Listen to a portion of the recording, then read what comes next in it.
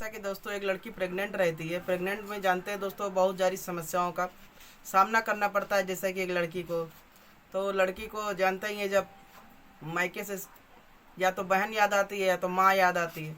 तो लड़की थी, लड़के के जैसे कि मायके में कोई था नहीं, सिर्फ माँ थे और पिता थे, इकलौती लड़की थी। तो जाहिर सी बात अपने माँ ही को बुलाएगी। तो अपनी माँ से कहती है कि माँ कुछ दिन के लिए आ जाओ, हमारी सेवा कर दो, मुझे बहुत कष्ट हो रहा है। तो जाहिर सी बात है, माँ तो माँ होती है। तो माँ आती है बेटी की सेवा करने के लिए। तो दोस्तों कहने का मतलब बेटी की सेवा कहाँ तक वो माँ करेगी। माँ बेटी के रिश्ते को ऐसा तार तार करती है और ऐसा वो गुल खिलाती है, जिस पे आधारित है छोटा सा हमारा ब्लॉग है। अगर अच्छा लगे तो लाइक शेयर कमेंट जरूर करिएगा और खुशी सिंह ब्लॉग क्षेत्र को सब्सक्राइब करें, लाइक करें, कमेंट करें। हाँ तो दोस्तों देर न करते हुए इस ब्लॉग को हम आगे बढ़ाते हैं। ये दोस्तों मध्य प्रदेश में एक छोटा सा गांव पड़ता है, वहीं का मतलब ये घटना हुआ था। और लड़के का नाम है दिनेश और लड़के का नाम है कविता। जैसा कि दिनेश के परिवार में भी न माँ थी और कुछ दिन बाद उसके पिता भी नहीं थे और वो भी अपने घर में दोस्तों अकेला था। तो कहने का मतलब शादी वादी करने के लिए कोई आगे पीछे था नहीं। तो अब वो अकेले जीवन यापन कर रहा था, बनाना खाना सब कुछ था। तो जाहिर सी बात है कोई भी यही कहेगा कि बेटा शादी कर लो, घर बस जाएगा, सब कुछ है, ये हुआ। तो लड़का जो है धीरे धीरे कमाने कर रहा, कमा लूँ तो फिर शादी करता हूँ। तो लड़का दोस्तों धीरे धीरे ऐसे कमाने लगता है, सब कुछ होता है। घर में बहुत सारी परेशानियाँ होती हैं, जैसे कि आप जानते हैं औरत अगर नहीं रहती है तो घर में बहुत सारी दिक्कतों का सामना करना पड़ता है। जैसा इसके साथ भी था, दिनेश के साथ भी था। तो दोस्तों इसका एक चाचा थे, चाचा ताऊ। तो वो बोलते हैं बेटा ऐसा करो, तुम्हारी सेवा कब तक कोई करेगा, तुम्हारी चाची भी कितने दिन करेगी, आखिर तुम्हें तो एक लड़की तो लानी ही पड़ेगी। फिर दोस्तों वही क्या नाम है उसका, लड़का कहता है ऐसा चाचा कोई भी लड़की आप ढूंढ दीजिए, हम शादी कर लेंगे, क्योंकि मुझे अब बहुत ज़्यादा अर्जेंटी है, घर में कोई करने वाला नहीं है। तो दोस्तों ऐसे तैसे दिन बीतता रहा। उसका चाचा क्या करता है, पड़ोस की गांव से एक लड़की की बात करते हैं और लड़की का नाम था कविता दोस्तों। फिर दोस्तों जैसे तैसे दिन बीतता है, दोनों हंसी खुशी अपना रहते हैं, सब कुछ रहते हैं। तो धीरे धीरे टाइम स्पेंड होता है। तो कहने का मतलब है दिनेश के भी जो कविता रहती है उसके भी पाँव भारी हो जाते हैं, जैसे कि प्रेग्नेंट। तो गांव में ये होता है कि पाँव भारी होता है, जैसे कि कहते हैं पुराने ज़माने में। फिर दोस्तों कहते हैं कि पाँव भारी हो गया तो उसकी वाइफ को फिर अब धीरे धीरे करने का मतलब है डिलीवरी के में पूरा दोस्तों सफ़र होता है पूरा 1 साल का। ये तो आप लोग भी जानते हैं। अब इस 1 साल में सोचिए, घर में अगर कोई औरत करने वाली ना हो तो एक बच्चा होना सोचिए कितना कष्टदायी है इस समय में। क्योंकि पहले ज़माने में करते रहो सब कुछ है, और 9 महीना बीत जा रहा था, आजकल तो बीतता ही नहीं है। 2 महीना लगा ना 3 महीना नहीं लगा, हॉस्पिटल के लड़कियां चक्कर काटने लग रही हैं, उनको पल पल सहारे की ज़रूरत पड़ती है। जैसा कि इस कविता को भी पढ़ रही थी, क्योंकि दिनेश चल जाता था ड्यूटी पर कमाने के लिए, और आजकल तो इतना नाजुक हो गई हैं, कहने का मतलब है कि 2 महीना 3 महीना नहीं होता है, डॉक्टर बेड रेस्ट बोल दे रहा है। तो दोस्तों ऐसे तैसे दिन बीत रहा था। तो फिर एक दिन कविता को लगता है कि मम्मी को बुलाना चाहिए, कुछ दिन हमारी सेवा कर लेगी और जब डिलीवरी हो जाएगा तो मम्मी चली जाएगी। तो जाहिर सी बात है दोस्तों मम्मी भी मायके में अकेले रहती थी, क्योंकि उसके पिता रहते थे सऊदीया में काम करते थे। तब लड़की बोलती है कि अपने हस्बैंड से कि कुछ दिन के लिए मम्मी को बुलवा लें। तो कहता है हाँ ठीक है बुलवा लो, उसमें क्या है, मम्मी रहेगी तो सहारा रहेगा, तुम्हें अच्छा भी रहेगा। और मम्मी भी उसके भी जवान थी, कोई ऐसा एजर तो थी नहीं, एक बच्चे में क्या कोई एज होता है। और उसकी मम्मी का भी बढ़िया फिटनेस था, सब कुछ था। तो दोस्तों ऐसे दिन बीत रहा था। फिर उसकी मम्मी भी आती है एक दिन अपने घर दामाद के यहाँ सेवा करने के लिए। अब लड़की को भी आराम मिल जाता है कि चलो अच्छा माँ आ गई, हमारा अब सेवा होगा, सब कुछ होगा, हमारी डिलीवरी अच्छे से हो जाएगी। अब दोस्तों ऐसे तैसे दिन बीत रहा था, सब कुछ हो रहा था। अब कहने का मतलब है कि जब धीरे धीरे कविता का दिन बढ़ ही रहा था और फिर उसके बाद काम करने में बहुत परेशानी हो रही थी, झुकने में परेशानी हो रही थी। तो जाहिर सी बात है जब माँ थी तो माँ ही सब कुछ कर रही थी। तो अब दामाद को भी आराम हो गया था, हर चीज़ टाइम पे मिल जा रहा था। माँ दामाद का तो रिश्ता जानते ही माँ बेटे का होता है, लेकिन यहाँ माँ बेटे का रिश्ते को ऐसे शर्मसार किया गया कि आप भी सुनेंगे तो मतलब आश्चर्य में तो पड़ ही जाएंगे। तो दोस्तों कहने का मतलब हर माँ ऐसी नहीं होती हैं, कुछ हो जाती भी हैं। तो उन्हीं पे ही आधारित है ब्लॉग दोस्तों। कहने का मतलब है कि 5 उंगलियां पांचों बराबर नहीं होती हैं, को किसी किसी में हो जाता है ऐसा। तो उसी पे दोस्तों एक ब्लॉग है, तो आप लोगों के साथ शेयर कर रहे हैं। तो कहने का मतलब है कविता के पापा भी सऊदीया में रहते थे, माँ इनकी अकेले रहती थी। तो भैया आ गई दामाद के यहाँ, दामाद की भी सेवा करती थी, सब कुछ कपड़ा लत्ता धोना और हर चीज़ टाइम पे खाना बना के देना। तो उस दामाद को भी भैया आदत पड़ गई थी अपनी सास की। अब वो सास को सास नहीं समझते थे, अब हर चीज़ होता तो एक नॉर्मल दोस्त की तरीके ट्रीट करते थे। अब ये तो अपने बेड पे पड़ी रहती थी, डॉक्टर अगर बता दिए आजकल को तो बेड पे पड़ा है तो भैया पड़ी रहना है, 9 महीना बिताना है, तो क्या होगा, यही होना ही है। तो ऐसे जैसे दिन बीत रहा था, लेकिन कहीं ना कहीं विश्वास को भी अगर आघात पहुंचा इस तरीके में, वो भी अच्छा नहीं था। तो ऐसे तैसे दिन बीत रहा था, तो एक दिन दिनेश के शर्ट का बटन जो है टूट जाता है। तो जाहिर सी बात है माँ को, सासू माँ को बुलाता है कि माँ आइए, हमारा शर्ट का बटन टूट गया, इसको टाक दीजिए।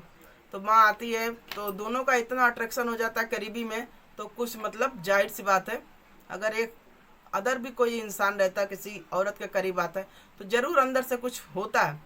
तो वैसे दोस्तों उनकी सास के साथ भी अंदर से कुछ हुआ, लेकिन वो कुछ मतलब रिएक्ट नहीं की, ना इसने रिएक्ट किया। फिर दोस्तों ऐसे तैसे हर दिन बीत रहा था, खाना पानी खिलाना हर चीज़ माँ के हाथों से ही दामाद का होता था। तो जाहिर सी बात है अगर कहीं भी आग फूस है तो आग जलेगा तो जलेगा ही, जो कहते हैं। तो ऐसे ही दोस्तों हो रहा था। फिर एक दिन रात होती है, रात हो रही थी, तो कविता और दिनेश दोनों लेटे रहते हैं। तो अचानक जो है, कविता से तो कुछ मांग नहीं सकता था क्योंकि ऑलरेडी डॉक्टर उसको बेड रेस्ट बता देता। तब दोस्तों क्या करता है, दिनेश जो है रात में उसको प्यास लगती है। दोस्तों दिनेश को रात में ऐसे प्यास लगती है तो जग लेके वो जाता है। तो रास्ते में उसके माँ का कमरा पड़ता है, सासू माँ का। तो सासू माँ के कमरे से अजीब सी आवाज़ आती है। तो उसको मतलब लगता हो कि हो सके सासू माँ हमारी टीवी देख रही हो। तो दोस्तों भैया दामाद राम जो कमरे के बाहर देखते हैं, जो नज़ारा देखते हैं वो देखते ही रह जाते हैं। तो वो करते क्या है, खिड़की में से देखते हैं जो सीन दामाद देखते हैं सास का, तो सोचिए उनके भी दिमाग रोंगटे खड़े हो जाते हैं। सास भैया वो पूरे कपड़े उतार के नग्न अवस्था में सोई रहती हैं, उनको मतलब दिमाग में उनके कुछ खुराफाती चला रहता है, क्योंकि ससुर भी नहीं रहते थे तो जाहिर सी बात है उनको भी अकेलापन खा रहा था। तो अपने में मोबाइल में लेकर जुटी हुई थी, वीडियो देख रही थी, सब कुछ है। तब ये सीन देखने के बाद दामाद जो है, दामाद को भी कुछ कुछ हो रहा था लेकिन ओपन नहीं हो पा रहे थे। तो सास को जब खिड़की में से देखते हैं तो वो भी कमरे में घुस जाते हैं, और कहने का मतलब है दोनों कमरा बंद कर लेते हैं। जाहिर सी बात है दिनेश तो ये जानता था कि कविता जो है प्रेग्नेंट है, वो अपने बेड से तो हिलने वाली नहीं है। और कुछ बिना सोचे हुए दोस्तों सास और दामाद जो रहते हैं दोनों एक ही रंग में रंग जाते हैं, क्योंकि कहने का मतलब बहुत दिन से दोनों का अट्रैक्शन भी था। तो कहने का मतलब है कि दोनों अपनी जिस्म की भूख ऐसे मिटाते हैं जब तक कि वो मिट नहीं जाती है दोस्तों, और सुबह तक नहीं मतलब दरवाज़ा खोलते हैं। तो दोस्तों कहना फिर सुबह में दोनों का फिर दरवाज़ा खुलता है। अब कहा ये होता है कि जब शेर के मुंह में खून लग जाती है तो वो शिकार करना नहीं छोड़ता है, उसी टाइप में दोस्तों यहाँ पर था। अब ये दोनों का क्या हुआ था, संबंध बनने के बाद क्या मतलब एक ही बार संबंध बनने से दूरी थोड़ा ना मिट जाती, क्योंकि ये तो आई थी डिलीवरी के लिए। अब इनको भी यहाँ चस्का लग गया था, इनको भी अच्छा लगने लग गया था, ये अपना घर गई थी भूल, क्योंकि इनका पति तो यहाँ रहता नहीं था, रहता था सऊदीया। फिर दोस्तों सब कुछ राजकाज भूल के ये इसी में रम जाती हैं, कहती हैं मतलब इनको भी अब दुनिया रंगीन लगने लगी थी। तो लड़की तो कुछ जानती नहीं थी, लड़की का तो धीरे धीरे ऐसे टाइम बीत रहा था। अब दोनों जो सास और दामाद तो बहुत खुश रहा करते थे, मतलब दोनों को मतलब एक साथ में आना साथ में जाना। बेटी भी कुछ नहीं जान रही थी, हर चीज़ से अनजान। फिर दोस्तों ऐसे फिर दूसरे दिन हो रहा था, फिर तीसरे दिन हो रहा था। अब तो दिनेश को भी बहुत दिन से अपने सुख से वंचित था, अपनी पत्नी से दूर था, तो उसको भी जिस्म की भूख थी, तो अपने सास के द्वारा मिटा रहा था। सास भी अपने पति से दूर थी, तो दोनों को अपने जिस्म की भूख मिटानी थी दोस्तों। तो एक ही घर में करीबी में दोनों मिटा लेते थे। अब ये सोचिए कि एक बेटी और माँ का रिश्ता तार तार हुआ ही, एक दामाद और माँ का जो रिश्ता होता है, माँ बेटे का होता है, ये भी तार तार हुआ। तो दोस्तों कहने का मतलब है कि जाने अनजाने कुछ ऐसी गलतियाँ हो जाती हैं कि जो ज़िंदगी भर नहीं मिटता है। तो दोस्तों कहने का मतलब ये है, ये दुनिया में आजकल यही सब क्राइम हो ही रहा है। जो कहने का मतलब है किसी न किसी के माध्यम के जरिए जो सुनाई देता है। और कहने मतलब हम भी छोटा सा एक ब्लॉग आप लोगों के साथ शेयर कर रहे हैं, अगर अच्छा लगेगा तो लाइक शेयर कमेंट जरूर करिएगा। तो दोस्तों कहने का मतलब जाहिर सी बात यही हो रहा है, अगर साली आती है तो उसके साथ भी यही कांड सुनने को आता है। अगर सास आई तो उसको तो कुछ कंट्रोल करना चाहिए, लेकिन जाहिर सी बात है उनको भी वही रंग था, जिस्म की भूख थी, और दामाद को भी था। दामाद अपनी पत्नी से दूर थे, ये अपने पति से दूर थी। तो फिर दोस्तों ऐसे ऐसे दिन बीत रहा था। तो एक दिन कविता क्या हुआ, अब जो दिनेश था वो कविता के पास तो कभी लेटता ही नहीं था, क्योंकि वो तो जान रहा था कि 9 महीना के लिए उसको भूल जाए। अब दोस्तों ऐसे तैसे दिन बीत रहा था। तो एक दिन कविता अपने पास में जब उठी रात को तो उसको प्यास लगी। तो दिनेश तो उसके पास था नहीं, तो सोचे होगी दिनेश कहीं गए होंगे। वो तो कुछ जान ही नहीं रही थी कि मेरी माँ मेरे पीठ पीछे ऐसा गुल खिला रही। फिर दोस्तों ऐसे तैसे दिन बीत रहा था। तो एक दिन ये भी उठी पानी पीने के लिए। तो रास्ते में ही गली में ही उसके माँ का कमरा था। तो ये उस कमरे से भी इसको अजीब अजीब आवाज़ें आ रही थी। तो ये कह रही थी इस कमरे से बड़ी अजीब अजीब आवाज़ें आ रही हैं। तो दोस्तों जब कविता वो नज़ारा देखती है तो कहने मतलब उसको तो कुछ समझे में नहीं आता। दुनिया तो उसको गोल नज़र आ रही थी कि कहाँ से ये कांड मतलब कि धरती फट जाए समा जाए, ऐसे कविता को फील हो रहा था। फिर दोस्तों कहने का मतलब ये है कहते हैं जब अपना ही सिक्का खोटा हो तो दूसरे को क्या कहें।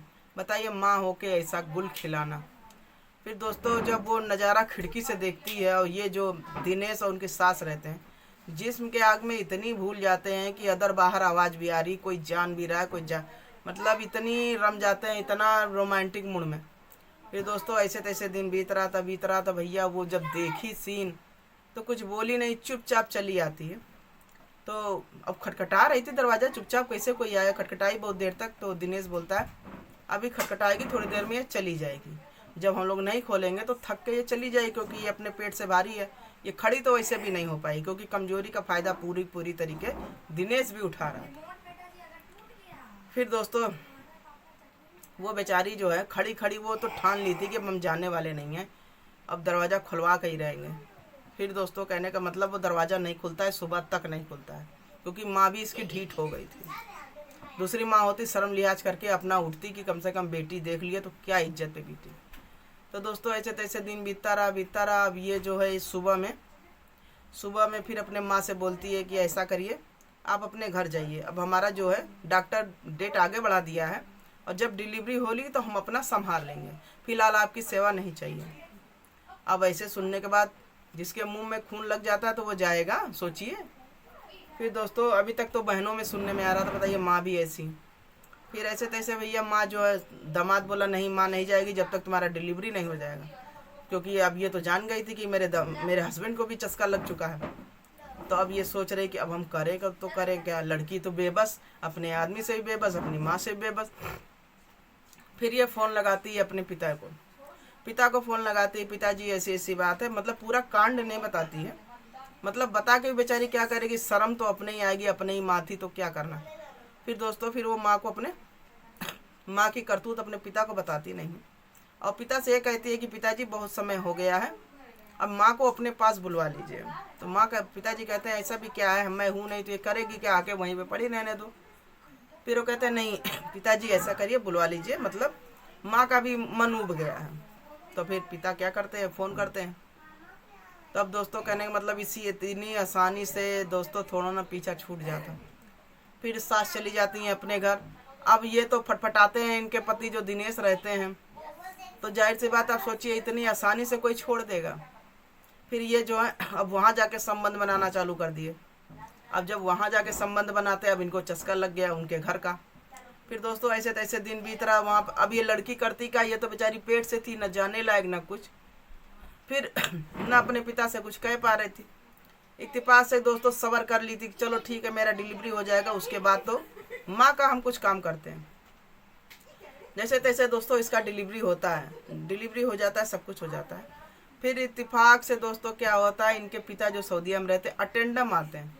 अटेंडम एक दिन आते हैं और कहते हैं कि कहा जाता है कि हर चीज़ का एक अंत होता है। वैसे इनकी माँ की जो हवस थी उसका भी अंत था।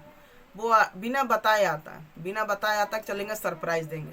अब जो आते हैं उनके पिताजी भी जो नज़ारा देखते हैं सास और दामाद के, वो भी देख के दंग रह जाते।